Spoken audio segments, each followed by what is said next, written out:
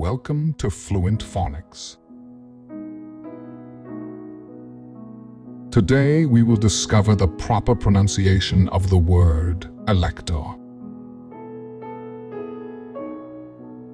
Elector. Elector. Elector.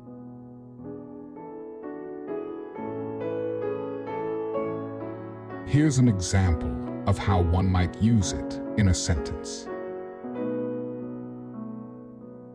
The elector cast their vote for the presidential candidate of their choice.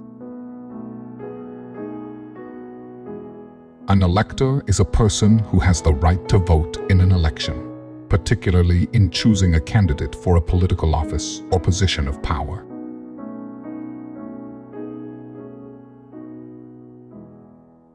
Thank you for your time.